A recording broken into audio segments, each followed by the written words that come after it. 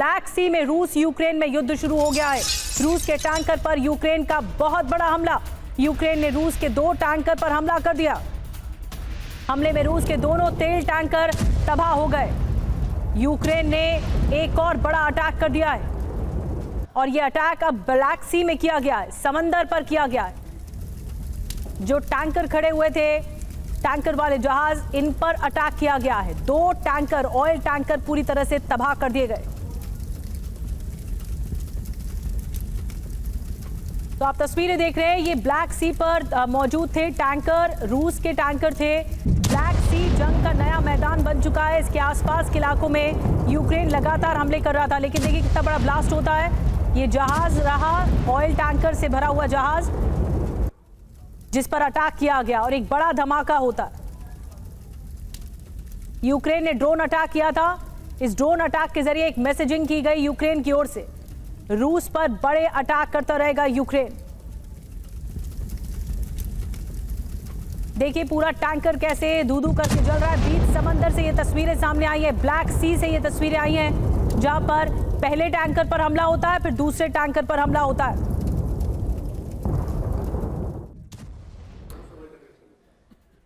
और चलिए अब आपके सामने ये 2 तस्वीरें हैं, आप जरा देखिए कितना भीषण और विध्वंसक अटैक जिसको अंजाम दिया गया यूक्रेन की तरफ से। और आपको बता दें कि ये जो हमला है वो सी ड्रोन के जरिए अंजाम दिया गया और वो सी ड्रोन जो कि यूक्रेन में ही तैयार किया गया, इसके जरिए इस अटैक को अंजाम दिया गया। ये दोनों जो आपको नजर आ रहे हैं, ये दोनों है रूसी ऑयल टैंकर। और आप समझिए कितना बड़ा सेटबैक देने की कोशिश की गई, कितना बड़ा नुकसान पहुंचाया गया है। रूस को ऑयल टैंकर पूरी तरह से जलकर खाक हो गया।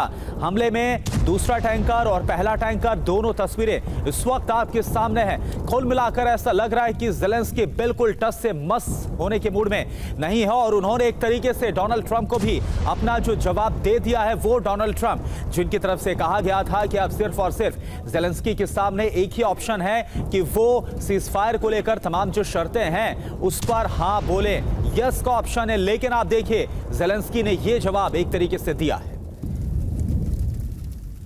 रूस को एक बड़ा नुकसान पहुंचाया गया इस हमले के जरिए। तो ब्लैक सी में विध्वंसक जंग जो छिड़ गई है, यह आपको बता दें हुआ क्या है। रूस के तेल टैंकर पर यूक्रेन का अटैक हुआ। ब्लैक सी में 2 टैंकर्स पर ड्रोन से अटैक होता है। कैरोस और विराट, ये दोनों तेल टैंकर हैं, इन पर अटैक किया गया। यूक्रेन ने 9 सैनिक ड्रोन का इस्तेमाल किया गया है। तुर्की के ब्लैक सी के तट के पास इस अटैक को अंजाम दिया गया। यूक्रेनी हमले में दोनों टैंकर तबाह हुए। अब आगे क्या होगा? ब्लैक सी में खतरनाक जंग शुरू हो सकती है। मेजर जनरल जेके बंसल सर, आपसे समझना चाहूंगा कि डोनाल्ड ट्रंप ने तो बोल दिया था, एक वक्त दे दिया था, डेडलाइन दी थी कि अब युद्ध खत्म करना है, लेकिन ये जैसा जवाब दिया गया ज़ेलेंस्की की तरफ से, आपको लगता है कि रूस से ज्यादा शॉक्ड इस वक्त डोनाल्ड ट्रंप होंगे? देखिए, डोनाल्ड ट्रंप तो चाहेंगे कि युद्ध बंद हो, लेकिन ये युद्ध इतनी जल्दी बंद नहीं होगा।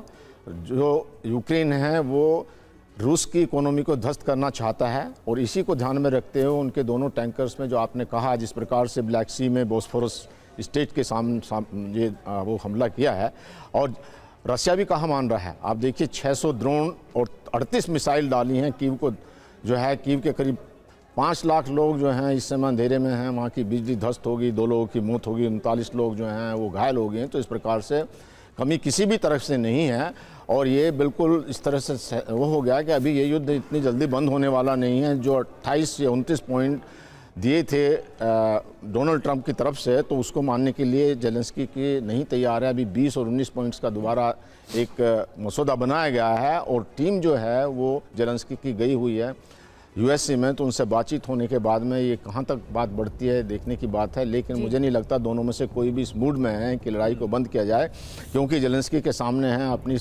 जगह को बचाना, सॉवरेनिटी को बचाना, और रशिया चाहता है उनको जगह दी दी है, उनका एक्सपेंशन है। तो इस प्रकार से देखते हुए जो अपना कब्जा चाहते हैं, और लेकिन ज़ेलेंस्की नहीं, उनकी जनता भी नहीं चाहती कि किसी तरह की जगह दी जाए। और बार बार कहा जाता है कि ज़ेलेंस्की को हटा दिया जाएगा। तो मुझे नहीं लगता, जब तक उनके ऊपर में यूरोप का सपोर्ट है और उनकी जनता चाहती है, एक डेमोक्रेटिक कंट्री है, तो ज़ेलेंस्की बने रहेंगे। हालांकि जो उनका एक नज़दीकी था हेनरी, उसके ऊपर बड़ा एक गंभीर आरोप लगा और उसको हटा भी दिया गया है और अभी रिसफल कर रहे हैं अपनी जो है कैबिनेट को। तो इन सब बातों को देखते हुए जो है उन्होंने भी खजान के ऊपर में क्रास्नोदर में अटैक किए हैं, तो पूरी तरह से आक्रामक है। कूटनीतिक स्तर पर अभी बहुत ज़्यादा उथल पुथल वाली स्थिति है, जैसा कि आप कह रहे हैं बंसल सर। डॉक्टर संदीप त्रिपाठी, आपको क्या लगता है कि क्योंकि रूस और यूक्रेन में अब ब्लैक सी पर लड़ाई लड़ना और इसे विध्वंसक रूप देना, एक मैं डाल तू पात वाली सिचुएशन है कि अब जो यूक्रेन ने किया है उसी का बदला क्या रूस लेगा? देखिए, थोड़ा समझते हैं कि ब्लैक सी का क्या स्ट्रेटजिक इंपॉर्टेंस है। अपने आप में बहुत ही जियोपॉलिटिकल इंपॉर्टेंस ब्लैक सी रखता है। यदि मैं छोटी सी बात कहूँ कि ब्लैक सी एक स्ट्रेटजिक बफर है रूस के लिए, सेंट्रल एशिया में पहुँचना है तो ब्लैक सी इंपॉर्टेंट है।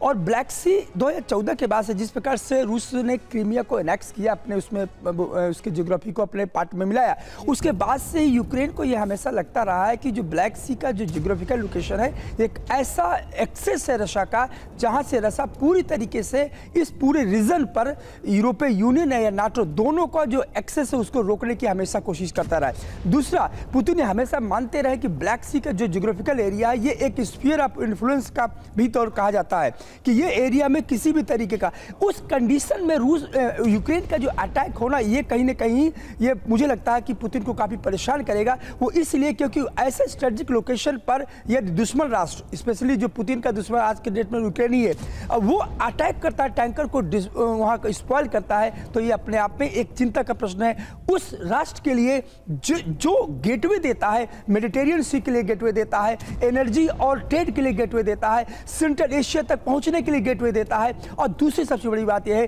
कि जहां पर उसका खुद का कंट्रोल है, उस कंट्रोल को भी यदि पुतिन वहां पर नहीं सेव कर पाते हैं तो एक कह सकते हैं कि स्ट्रेटेजिक थ्रेट है रूस के लिए यूक्रेन की तरफ से। बिल्कुल, और सवाल यही है कि अब रूस यानी कि व्लादिमीर पुतिन करते क्या है।